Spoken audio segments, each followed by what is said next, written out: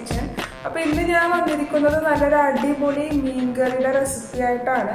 നമ്മൾ മാന്തൽ പൊതുവെ തേങ്ങ അരച്ചൊക്കെയാണ് വെക്കാറ്. അപ്പോൾ ഇന്ന് ഞാൻ വെക്കാൻ പോണത് മാന്തൽ കറിയാണ്, മാന്തൽ തിളപ്പിച്ചത്. അപ്പോൾ നമുക്ക് എന്തൊക്കെയാണ് ഇതിലേക്ക് വേണ്ട ചേരുവകളെന്ന് നോക്കാം.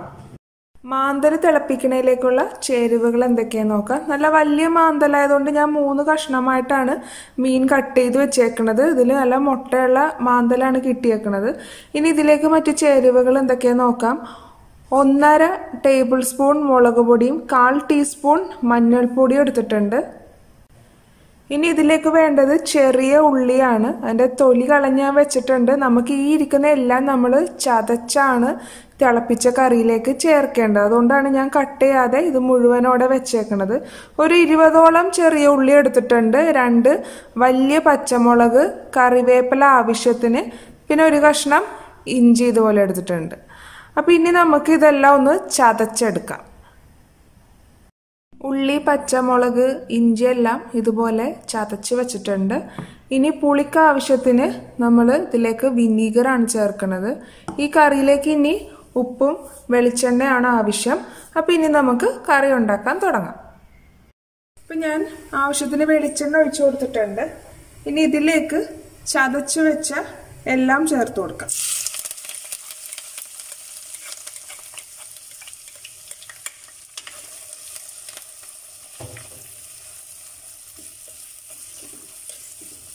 നമുക്കിതൊന്ന് വഴറ്റിയെടുക്കാം.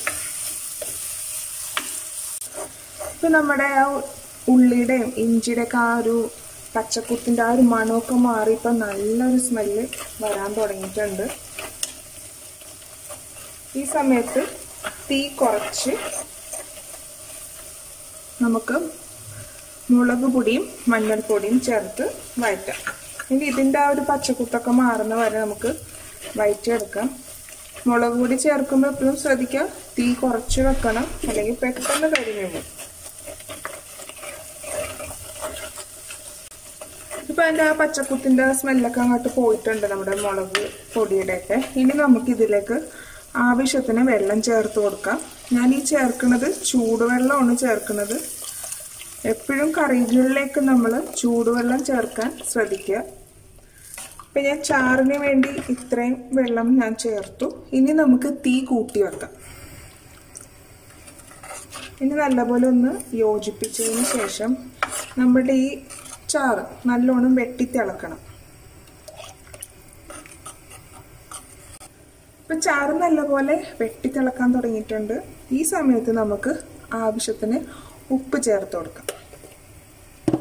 ഉപ്പ് ചേർത്ത് നമുക്കൊന്ന് ടേസ്റ്റ് ചെയ്ത് നോക്കാം.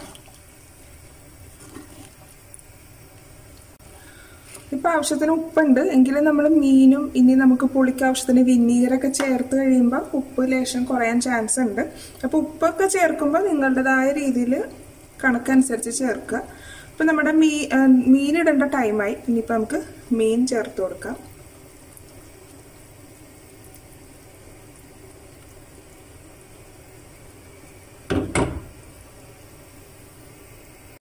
ഇപ്പം മീനെല്ലാം നമ്മൾ ചേർത്ത് കൊടുത്തിട്ടുണ്ട്. നമുക്കൊന്ന് മിക്സ് ചെയ്ത് കൊടുക്കാം. ഈ മീനൊക്കെ പെട്ടെന്ന് വേവുന്ന മീനാണ്, അതുകൊണ്ട് അധികം നേരം നമ്മൾ പാകപ്പെടുത്തേണ്ട ആവശ്യമില്ല.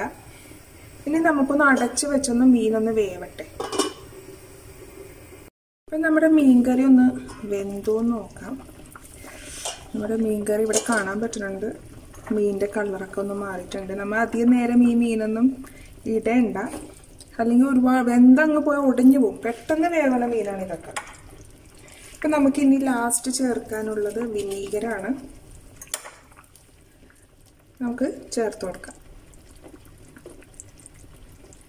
എൻ്റെ ഈ അളവൊന്നും നിങ്ങൾ നോക്കണ്ട. വിനീഗർ പല രീതിയിലാണുള്ളത്. ചിലത് കുറച്ച് ചേർത്താൽ തന്നെ ഭയങ്കര പുളിയായിപ്പോൾ. ചില വിനീഗർ ഒരുപാട് ചേർത്താൽ പുളി കിട്ടണമെന്നില്ല. അപ്പം എല്ലാവരും പുളിയുടെ കാര്യത്തിൽ ഉപ്പിൻ്റെ കാര്യത്തിൽ നിങ്ങളുടേതായ രീതിയിൽ ചേർക്കുക. അപ്പം ഞാനൊന്ന് ടേസ്റ്റ് ചെയ്ത് നോക്കട്ടെ.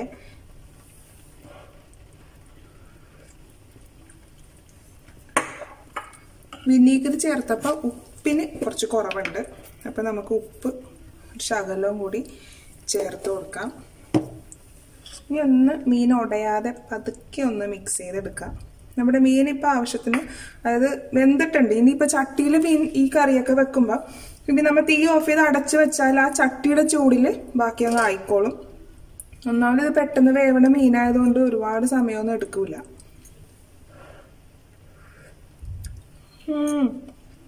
അടിപൊളി. ഇവിടെ കറി പെർഫെക്റ്റ് ആയിട്ടുണ്ട്. എണ്ണയ്ക്ക് ഇതുപോലെ ഇങ്ങനെ തെളിഞ്ഞ് വരുമ്പോൾ തന്നെ ഒരു ആവേശമാണ് മീൻ കറി കഴിക്കാനല്ലേ ചോറിൻ്റെ ഒക്കെ ഒപ്പം. ചുമ്മാ ഈ ചാറ് തന്നെ കോരി കഴിച്ചാൽ തന്നെ എന്താ ടേസ്റ്റ് എന്ന് അറിയാമോ. അപ്പം നമ്മുടെ മീൻ കറി ഇവിടെ റെഡി ആയിട്ടുണ്ട്. അപ്പം നമുക്കിനി തീ ഓഫ് ചെയ്ത് അടച്ചു വെക്കാം. ഉച്ചയൂണിന് നല്ല അടിപൊളി മാന്തൽ തിളപ്പിച്ചത് ഇവിടെ റെഡി ആയിട്ടുണ്ട്.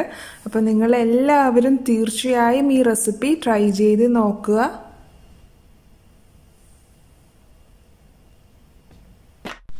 Thanks for watching my video. Hope you enjoyed it. Please subscribe my channel, follow and share my social network.